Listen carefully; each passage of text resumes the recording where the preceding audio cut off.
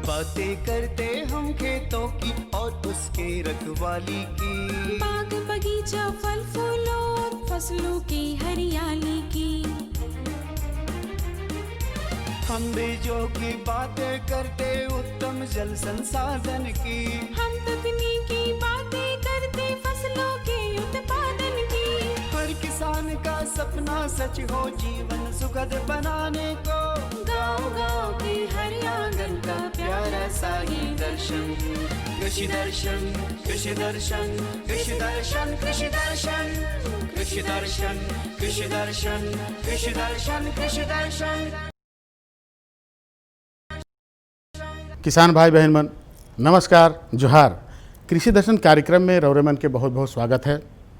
किसान भाई बहन मन, जैसन कि रौरे मन जानीला कि हर हफ्ता हम रौरे मन ले नवा और बेस जानकारी लेके आविला। उसने में से एगो आज खास जानकारी लेके आई मकिल जानकारी लेकर आगे चलू हमरे देखब कृषि समाचार।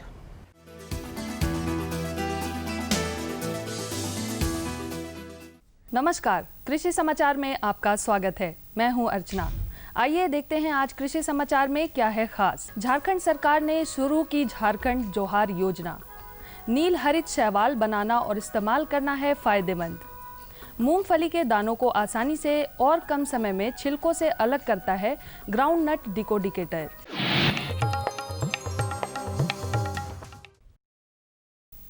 राज्य में बेरोजगारी दूर करने के उद्देश्य से झारखंड जोहार योजना की शुरुआत की गई है।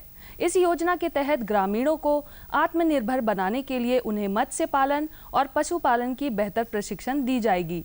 साथ ही व्यवसाय स्थापित करने के लिए आर्थिक सहायता भी प्रदान की जाएगी और बाजार संबंधी व्यवस्था भी देने का प्रावधान रखा गया है। राज्य के पशुपालक अपने पशुओं के बीमारियों और उनके कारणों का पता लगा सकते हैं और समय रहते उनका इलाज भी करा सकते हैं। राजधानी रांची के कांके स्थित पशु स्वास्थ्य एवं उत्पादन संस्थान के सामान्य रोग शाखा में पशुओं के खून, गोबर, मूत्र और दूध का निःशुल्क जांच किया जाता है। पशुपालक अपने पशुओं के खून, गोबर, मूत्र और दूध की जांच कराकर पशु की बीमारी जानकर उचित इलाज करा सकते हैं। वर्तमान समय में किसान गेंदा फूल की फसल लगा सकते हैं। गेंदा फूल के बेहतर पैदावार के लिए कृषि विशेषज्ञों द्वारा अनुशंसित प्रभेद हजारा गेंदा, पूसा नारंगी, पूसा बसंती, पूसा बहार और पूसा अपराजिता इत्यादि का चुनाव कर सकते हैं। व्यावसायिक तथा सजावट के दृष्टिकोण से गेंदा फूल के ये प्रभेद बहुत ही लाभदायक होते हैं। तो हमारा जो खुले पुष्प हैं, जो हमारे जिसका माला में प्रयोग होता है और जिसका हमारे किसान भाई जो है लड़ी बना के या खुले पुष्प के रूप में उसको बेचते हैं, तो उसके लिए जो हमारा हजारा गेंदा बहुत ही ज़्यादा एक लोकप्रिय है यहाँ पे, जिसका कटिंग किसान भाई जो है खुद भी तैयार करते हैं कई बार, और कई नर्सरी से भी ले सकते हैं, या सामान्य रूप से अगर झारखंड की बात की जाए तो कलकत्ता से भी इसकी कटिंग भेजी जाती है। दूसरा जो हमारी अगर व्यावसायिक किस्मों की हम बात करते हैं तो जो हमारा इंडियन एग्रीकल्चरल रिसर्च इंस्टीट्यूट है, नई दिल्ली में स्थित है, वहाँ से कुछ प्रजातियाँ जो हैं वो विकसित की गई हैं, जिसमें पूसा नारंगी, पूसा बसंती, पूसा बहार, ये जो किस्में हैं ये अफ्रीकन गेंदा की किस्में हैं, जिसे टाइजेटस इरेक्टा कहा जाता है।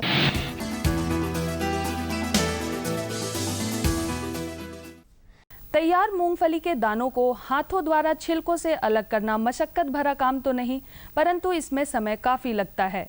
इस कार्य को आसानी से और कम समय में करने के लिए कृषक ग्राउंडनट डिकोडिकेटर नामक उपकरण का इस्तेमाल कर सकते हैं। इस यंत्र को ग्राउंडनट डिकोडिकेटर कहते हैं। इसकी सहायता से मूंगफली के दानों को छिलकों से आसानी से अलग किया जाता है। इस उपकरण द्वारा एक दिन में लगभग 2.5 से 3 क्विंटल मूंगफली के दानों को छिलकों से अलग किया जा सकता है।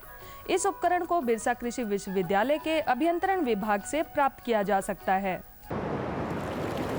और अब एक नजर राज्य के कुछ प्रमुख शहरों के मौसम के मिजाज पर। आज राज्य के कुछ प्रमुख शहरों के तापमान इस प्रकार दर्ज किए गए। रांची अधिकतम 38 डिग्री सेल्सियस, न्यूनतम 27 डिग्री सेल्सियस। देवघर अधिकतम 39 डिग्री सेल्सियस, न्यूनतम 28 डिग्री सेल्सियस। जमशेदपुर अधिकतम 41 डिग्री सेल्सियस, न्यूनतम 29 डिग्री सेल्सियस। मेदिनीनगर अधिकतम 41 डिग्री सेल्सियस, न्यूनतम 29 डिग्री सेल्सियस।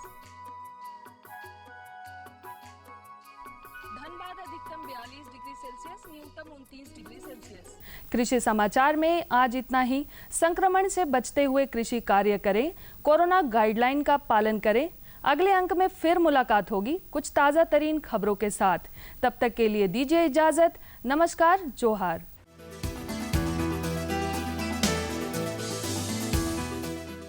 कृषि समाचार में रौरेमन तकनीक कर बारे में, उपकरण कर बारे में, मौसम कर हाल कर बारे में और कृषि संबंधी नवा जानकारी मिलक। तो चलो एखन बेरा हो जाए छोटा सा विराम के। हम विराम के बाद घूर के आवा थी और रौरेमन के जानकारी देवा थी।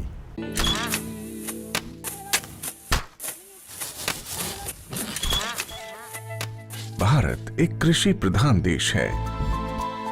भारतीय अर्थव्यवस्था में कृषि एक मुख्य स्तंभ की तरह है और हमारे किसान अन्नदाता। लेकिन कभी कभी प्रकृति के सख्त तेवर के कारण हमारे किसानों को उचित कृषि उत्पाद हासिल नहीं हो पाता। ऐसी स्थिति में उन्हें सुरक्षित रखने के लिए प्रधानमंत्री फसल बीमा योजना प्रदान की गई है। प्रधानमंत्री फसल बीमा योजना को किसानों तक पहुंचाना और उन्हें लाभान्वित करने का काम बैंक और राज्य स्तरीय बैंकर समितियां यानी SLBC की हैं। इनमें सार्वजनिक और निजी वाणिज्यिक बैंक के अलावा क्षेत्रीय, ग्रामीण, सहकारी बैंक के साथ साथ कई प्राथमिक कृषि सहकारी ऋण समितियों को भी शामिल किया गया है। इस योजना का लाभ उठाने के लिए किसानों का नामांकन जरूरी है। इस समय 540 बैंक की 1.5 लाख शाखाओं के द्वारा किसानों का नामांकन किया जा रहा है। प्रधानमंत्री फसल बीमा योजना एक कारगर उपाय है। यह हमारे लिए सुरक्षा कवच की तरह है। फसल अगर बर्बाद भी हुई तो भी हमें मुआवजा मिल जाता है।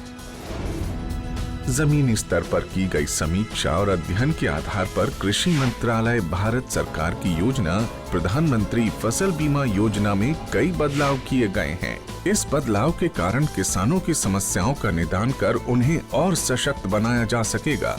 इसके अलावा SLBC और बैंकों के कार्यों और भूमिकाओं को और अधिक विस्तृत किया गया है। इसके अंतर्गत प्रधानमंत्री फसल बीमा योजना में किसानों का नामांकन अब उनकी इच्छा पर निर्भर है। वो नामांकन के लिए स्वतंत्र हैं। योजना के बेहतर कार्यान्वयन के लिए बैंकों के कार्यों में किसान अकाउंट के दावे का निपटान, ऋणी किसानों का प्रीमियम काटना और गैर ऋणी किसानों से प्रीमियम जमा करवाकर बीमा कंपनी को भेजना, राष्ट्रीय फसल बीमा पोर्टल पर किसानों के विवरण की अपलोडिंग, फसल हानि की समीक्षा को सुनिश्चित करना और किसानों की फसल हानि की सूचना बीमा कंपनी तक पहुंचाने का काम भी बैंकों के द्वारा ही किया जाएगा। इसी प्रकार योजना को क्रियान्वित करने वाले बैंक योजना से संबंधित विशेष जागरूकता अभियान को समय समय पर ऋणी और गैर ऋणी किसानों के लिए आयोजित करेंगे। ऋणी किसानों को योजना में भाग लेने के लिए उन्हें कॉल या SMS के द्वारा भी संपर्क और सूचित किया जाएगा। नामांकन की सुविधा के लिए जन धन खाता या बचत खाते का होना जरूरी है। गैर ऋणी किसानों का बैंक में खाता मौजूद नहीं है तो पहले उनका बचत खाता खोलकर सभी सुविधाएं दी जाएंगी। बैंक की शाखाओं को घोषणा पत्र की हार्ड और सॉफ्ट कॉपी को भविष्य में पत्राचार के लिए संभाल कर रखना होगा और उसकी एक कॉपी या एक्नॉलेजमेंट किसान के हवाले किया जाएगा। नामांकन के लिए कट ऑफ डेट से 2 दिन पहले तक बीमा के लिए फसल का नाम बदलने का प्रावधान होगा। बैंक की शाखाएं नेशनल क्रॉप इंश्योरेंस पोर्टल पर सभी विवरण भी दर्ज करेंगी। सभी किसानों और विशेष ऋणी किसानों के आधार नंबर को जांचकर बैंक द्वारा अपडेट किया जाएगा। राज्य और जिला अधिकारी संबंधित एजेंसी और बीमा कंपनी के समक्ष किसानों को शिकायतों की सुविधा प्रदान करने का काम भी बैंकों के द्वारा किया जाएगा। SLBC बैंकों के लिए स्थापित एक शीर्ष संस्था है। यह संस्था राज्य सरकार और भारत सरकार के साथ समन्वय स्थापित कर सदस्य बैंकों के द्वारा प्रधानमंत्री फसल बीमा योजना को क्रियान्वित कर भारत के किसानों को सशक्त करने का काम कर रही है और उसका सीधा लाभ हमारे देश के किसानों तक पहुंचाया जा रहा है। सशक्त किसान, देश की शान। किसान भाई बहन मन, विराम के बाद रौरे मन के एक बार फिर से स्वागत है। तो चलू हम अपन कार्यक्रम के आगे बढ़ा थी और रौरे मन के जानकारी दिवा थी। तो आज का जो जानकारी है वो जानकारी है कि आज के जो सफल किसान हैं वो पिठोरिया का रहने वाला है, बकरी पालन कर आत्मनिर्भर होवत हैं। ये किसान जो हैं भाई इकर बारे में कहे कर है कि पहले इनकर टीना कतई बकरी रहे, कतई बकरी से शुरुआत कर लें और कौन कौन नस्ल कर बकरी है, बकरी पालन कर प्रशिक्षण कहाँ से पालाएँ और बकरी कैसे पालन करत हैं। तो इस सब कर अगर जानकारी चाहिए तो चलू हमरे चला थी पिठोरिया और जुगेश्वर मुंडा जी से जानकारी लेवा थी। ग्रामीण क्षेत्रों में खेती के साथ पशुपालन का मेल प्राचीन काल से ही चलता आ रहा है। युगों से ही खेती और पशुपालन एक दूसरे के पूरक रहे हैं, परंतु अब पशुपालन का उपयोग आमदनी के स्रोत के रूप में भी होने लगा है, जिसका फायदा ज्यादा से ज्यादा किसान भाई उठा रहे हैं। आज हम ऐसे ही एक सफल किसान की बात कर रहे हैं जिनका नाम है जगेश्वर मुंडा। ये रांची के समीप कांके प्रखंड के रहने वाले हैं। जगेश्वर आज पशुपालन की बदौलत एक सफल पशुपालक के रूप में अपनी पहचान बना चुके हैं। अगर अपने राज्य झारखंड की बात करते हैं तो अपना राज्य झारखंड वन संपदाओं से भरा पड़ा है। ऐसे में बकरी पालन का कार्य काफ़ी आसान हो जाता है और यहाँ के किसान अपनी आमदनी को बढ़ाने के लिए बकरी पालन का कार्य करते भी आ रहे हैं। इसी कड़ी में वहाँ पहुँचे हैं रांची जिला के कांके प्रखंड के रढ़ा गांव में और हमारे साथ यहाँ के एक किसान जगेश्वर मुंडा जी हैं जो कि काफ़ी समय से यहाँ बकरी पालन का कार्य कर रहे हैं और अपनी आमदनी को बढ़ा रहे हैं। साथ ही साथ यहाँ के छोटे मोटे जो किसान उनको भी बकरी पालन करने के लिए प्रेरित कर रहे हैं। देखिए बकरी पालन में है कि पूंजी कम है सर, पूंजी कम है, खाली बकरी को चराना है, समय से चराना है। दिन में दो टाइम खोलना है। जैसे 8 बजे खोलें ना, 10-11 बजे बंद कर दीजिए, 3 बजे खोलिए, उसके बाद दिन भर चराइए। और उसमें हम लोग तो वही घर का पानी उनी का भी पिलाते हैं, तो पिलावो नहीं करते, चर के ही सब चैन से रहता है, अपना मन से ही चरता है पेट भर, फिर हम लोग ले आते हैं घर। अगर अपने राज्य झारखंड की बात करते हैं, खासकर कांके प्रखंड का रढ़ा गांव है, पूरा चारों हरियाली यहाँ पे है, तो कितना आसान हो जाता है बकरियों को चारा खिलाने में या उनका मतलब जो भी घास देने में कितना आसानी होता है? बहुत आसान होता है। क्या है कि हम लोग का जंगल में चारों तरफ हरा भरा है और बकरी हमेशा हरा ही चारा पसंद करते हैं। कब से बकरी पालन कार्य आपका? हम बहुत दिन से, करीब 2 पीढ़ी से, जब तक हाँ मेरा पूर्वज भी पालते थे और हम भी अभी भी पाल रहे हैं। एक सफल पशुपालक के रूप में अपनी पहचान बनाने में जगेश्वर को काफी मेहनत करनी पड़ी, परंतु जब कई तरह की सरकारी योजना का लाभ इन्हें मिलने लगा तो राह आसान हो गई। शुरुआत तो 10-15 से किए थे, 10-15, उसके बाद फिर हम लोग बेचते जाते हैं, जैसे जैसे काम लगता है ना बेच देते हैं, अपना काम निकालते हैं। आप बता रहे 10-15 बकरी से आप शुरुआत किए थे, तो नस्ल कौन सा था उस समय? नस्ल उस समय था ब्लैक बंगाल, काला देसी था, जिसको हम लोग आजकल जानते हैं ब्लैक बंगाल के नाम से, नहीं तो हम लोग देसी बकरी कहते थे। अब हम लोग को बिरसा कृषि विश्वविद्यालय से बीटल नस्ल का एक बकरा मिला, उस बकरा से हम देसी बकरी को क्रॉस करके उन्नत नस्ल का बकरा से अति ब्रीडिंग हुआ, तब से इस तब अच्छा सा नस्ल निकला है। और वो बकरा से हम गांव वाले को, किसान को, सबको समझाते हैं कि इस नस्ल का बकरा से क्रॉस कराइए, आपको फ़ायदा होगा। और कोई तरह का बीमारी होता है तो हम लोग को बिरसा कृषि विश्वविद्यालय से का डॉक्टर लोग से संपर्क कर लेते हैं और उससे हम लोग को दवा का व्यवस्था भी हो जाता है। बकौल जगेश्वर बकरी पालन पशुपालकों के लिए बहुत अच्छा व्यवसाय है। यह आसान भी है और सरल रूप से चलाया जाने वाला व्यवसाय है, जिसे आसानी से अपनाया जा सकता है। कम लागत में बेहतर मुनाफा देने वाला यह कार्य माना जाता है। इस सावधानी तो बरतना है, जंगल है, जंगली जानवर से होशियार रहना है। जंगली जानवर जैसे हर तरह के जानवर होता है, जंगली जानवर से भी इसको बचाव रखना है। और हम लोग जो गला में देख रहे हैं घंटी बंधा हुआ है, इससे पता चलता है कि ये बकरी किधर चला गई। जंगल में तो दिखता नहीं है, ये बकरी इसका पता चलता है कि इसका झुंड जा रहा है आगे, तो उसका घंटी जो सुनाई देता है ना, उसका पीछे पीछे सब चलता है। अगर हम आवास व्यवस्था की बात करें, इनको कहाँ पे रखना चाहिए, इनका आवास व्यवस्था कैसा होना चाहिए? आवास व्यवस्था तो बहुत अच्छा ही होना चाहिए, खुलादार होना चाहिए और खिड़की होना चाहिए। उसका जो जहाँ रखते हैं उसको मिट्टी ऊंचा थोड़ा सा उसका पेशाब मूत्र निकल जाए पीछे अति से ढलान से, इस तरह का होना चाहिए। अगर आपको देख कर बहुत सारे यहाँ पे जो बकरी पालन का कार्य कर रहे हैं आपके पास पूछने के लिए आते होंगे कैसे पालन करना है, तो क्या बतलाते हैं उनको? हाँ, वो लोग बतलाते हैं कि जैसे आपका बकरी गर्म हो गया तो मेरे यहाँ बकरा है, इस बकरा से क्रॉस करा लीजिए, इससे आपका अच्छा नस्ल होगा। बकरी पालन के बारे में कहा जाता है कि बकरी जो होती है वो ATM की तरह होती है। जब हाँ, ये तो एकदम, ये तो बात बहुत अच्छा आप बताएं। ATM से भी आसान है। ATM जाइए तो कभी दुकानों बंद रहेगा, लेकिन इसको बेचने के लिए कहीं दुकान बंद नहीं है। खाली बोल दीजिए कि हाँ इसको हमको बिक्री करना है, तो एक ने 10 को खरीदने के आता है। किसी भी कार्य के लिए उससे जुड़ी तकनीकी ज्ञान का होना बेहद जरूरी होता है। बकरी पालन के लिए प्रशिक्षण लेने से ज्यादा फायदा होता है। जगेश्वर मुंडा ने प्रशिक्षण के उपरांत बकरी पालन का कार्य शुरू किया। आज स्थिति यह है कि ये दूसरे किसानों के सलाहकार बन चुके हैं और उनके मार्गदर्शक के रूप में भूमिका निभाते हैं। जगेश्वर मुंडा को काफ़ी मुझे लगता है कि लगभग 20 सालों से मैं उनको जान रहा हूं और एक काफ़ी कर्मठ किसान हैं और इनका मुख्य पेशा खेती है, साथ में ये पशुपालन करते हैं और पशुपालन में मुख्य रूप से बकरी पालन करते हैं। और ये बकरी पालन काफ़ी इनका पुश्तैनी कार्य कह सकते हैं कि काफ़ी पीढ़ियों से इनका बकरी पालन चल रहा है। लेकिन इनका जो बकरी पालन करने का अंदाज है वो पहले के बकरी पालन से बिल्कुल अलग है। सर्वप्रथम हम बात करते हैं नस्ल की।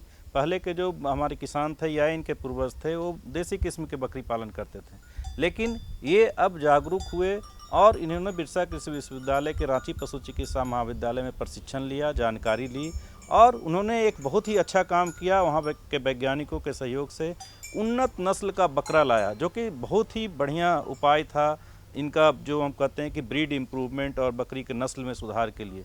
तो उन्होंने, जैसा कि हम लोग जानते हैं कि झारखंड के लिए बीटल नस्ल का ही बकरा सबसे अच्छा होता है। ब्लैक बंगाल नस्ल का जो झारखंड के लिए है, मैक्सिमम जिलों के लिए ब्लैक बंगाल नस्ल का बकरा ही सबसे अच्छा होता है। लेकिन ब्लैक बंगाल नस्ल के बकरे में जो खामियां जो कह सकते हैं कि इनमें बढ़ने की क्षमता कम होती है, लगभग 12 से 15 किलो ही वजन आ पाता है, लेकिन उनकी मांस क्वालिटी बहुत अच्छी होती है। तो जागेश्वर मुंडा जी रांची पशु चिकित्सा महाविद्यालय से संपर्क करके वहाँ से उन्नत किस्म का एक बकरा लाया बीटल नस्ल का, और जब वो बकरा ब्लैक बंगाल की नस्लियों जो नस्ल की बकरियां हैं उनसे जब क्रॉस किया तो दिखने लगा इम्प्रूवमेंट कि बढ़ने की वजन उसका काफ़ी बढ़ने लगा। जहाँ पे 15 किलो 12 किलो वजन होता था ब्लैक बंगाल का, वहाँ पे सीधे इसका वजन 25 किलो 30 किलो तक होने लगा। कोई बकरियाँ तो लगभग 45-50 किलो तक भी जा रही है।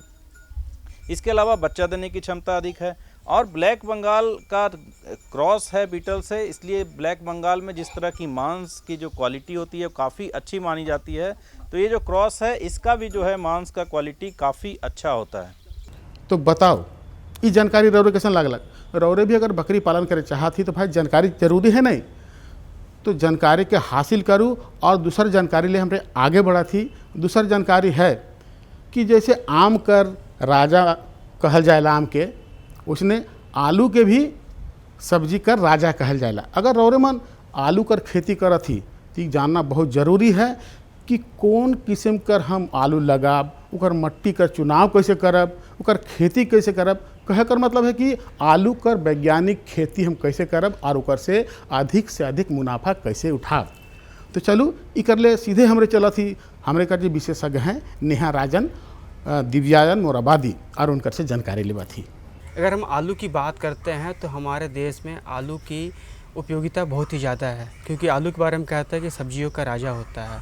हर घर में आलू की आवश्यकता पड़ती ही है, ऐसे में उत्पादन भी प्रमुख है। इसी कड़ी में वहाँ पहुँचे हैं रांची के कृषि विज्ञान केंद्र दिव्यान में, और हमारे साथ यहाँ के वैज्ञानिक डॉक्टर नेहा राजन जी हैं। आइए उनसे हम जानते हैं कि आलू की वैज्ञानिक खेती किस तरीके से की जाए। मैडम हमारे कार्यक्रम में बहुत बहुत स्वागत है। सभी किसान भाइयों को जोहार, नमस्कार।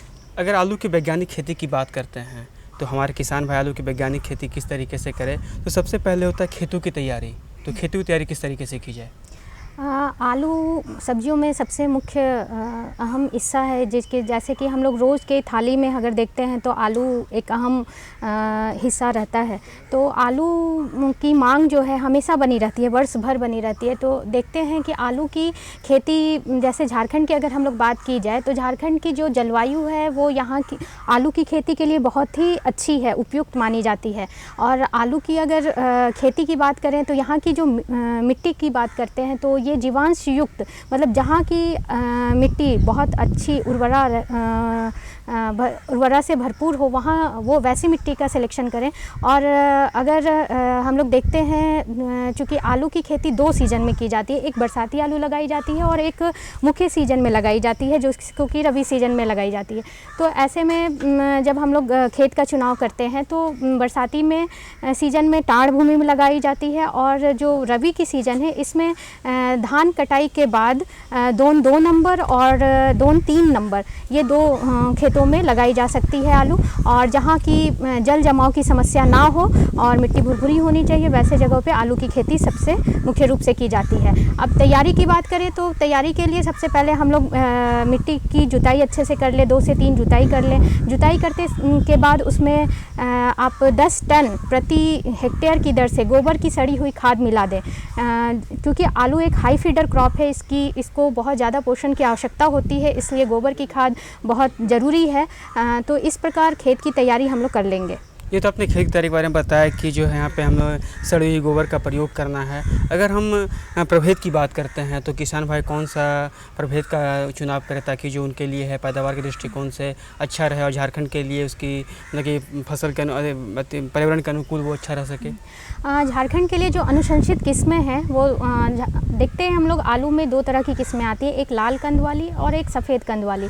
तो सफ़ेद कंद की पहली बात करें तो सफ़ेद कंद में कुछ बहुत अच्छी किस्में हैं, जैसे कि हम लोग कुफरी पुखराज, ये एक ऐसी किस्म है जिसका कि उत्पादन पूरे किस्मों में सबसे ज़्यादा उत्पादन क्षमता है, जैसे कि 300-350 क्विंटल से लेकर 400 क्विंटल तक इसकी उत्पादन क्षमता जाती है, और ये 90 से 100 दिन में तैयार हो जाती है। इसके अलावा कुफरी अशोका, ये अगेती किस्म है, 80 दिनों में तैयार होती है, साथ ही इसकी उत्पादन क्षमता 230 क्विंटल प्रति हेक्टेयर है। कुफरी पुष्कर सफ़ेद आलू का कंद है इसका, और ये 250 से 300 क्विंटल प्रति हेक्टेयर उत्पादन क्षमता है, साथ ही 90 से 100 दिनों में ये तैयार होने वाली किस्म है। कुफरी ज्योति, ये काफ़ी प्रचलित किस्म है, इसकी उत्पादन क्षमता 250 से 300 क्विंटल प्रति हेक्टेयर, साथ ही यह 90 से 100-110 दिन में लगभग तैयार हो जाती है। इसके अलावा लाल कंद की अगर हम लोग बात करें तो लाल कंद में सबसे प्रमुख वेराइटी है कुफरी कंचन। कुफरी कंचन एक ऐसी किस्म है जिसमें कि पछेती झुलसा रोग से ये प्रतिरोधक भी है,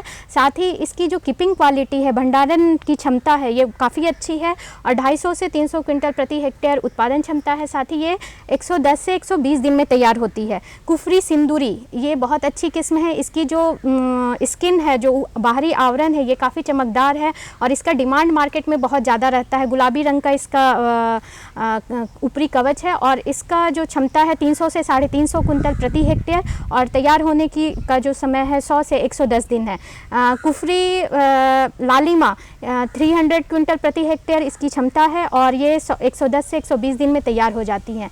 कुफरी अरुण, ये एकदम गाढ़े लाल रंग का आलू है, और इसकी जो उत्पादन क्षमता है 250 से 300 क्विंटल प्रति हेक्टेयर, साथ ही 100 से 110 डेज़ में ये तैयार हो जाती है।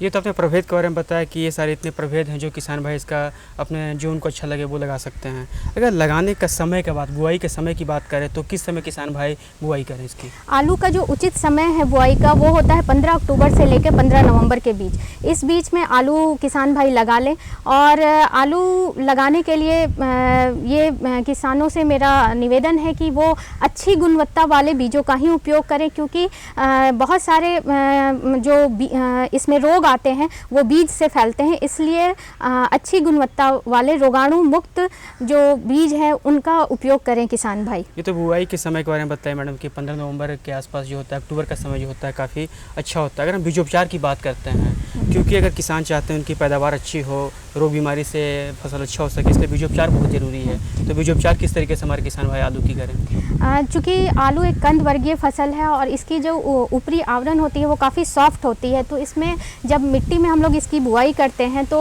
इसमें कीड़ा और बीमारी लगने की बहुत ज़्यादा संभावना होती है।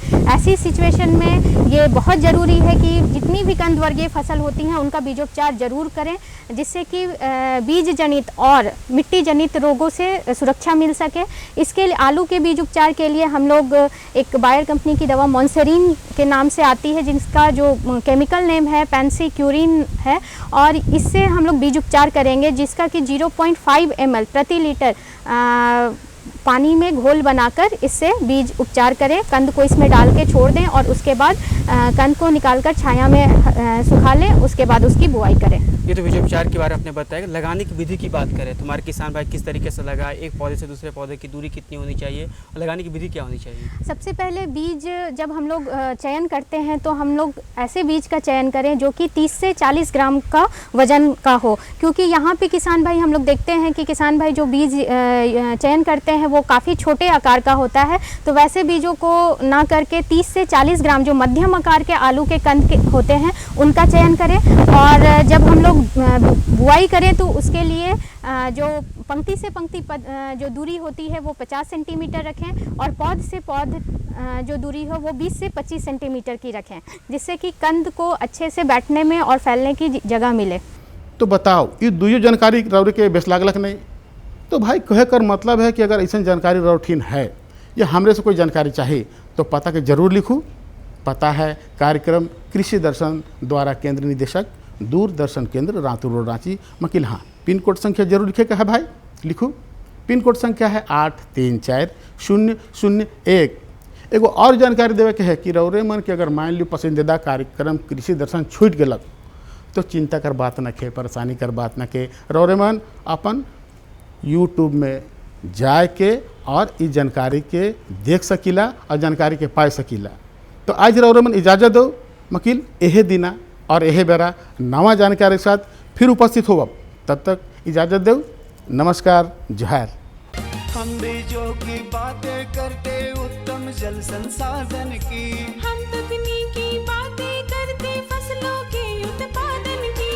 हर किसान का सपना सच हो जीवन सुखद बनाने को, गाँव-गाँव के हर आंगन का प्यारा सा ये दर्शन। कृषि दर्शन, कृषि दर्शन, कृषि दर्शन, कृषि दर्शन, कृषि दर्शन, कृषि दर्शन, कृषि दर्शन, कृषि दर्शन।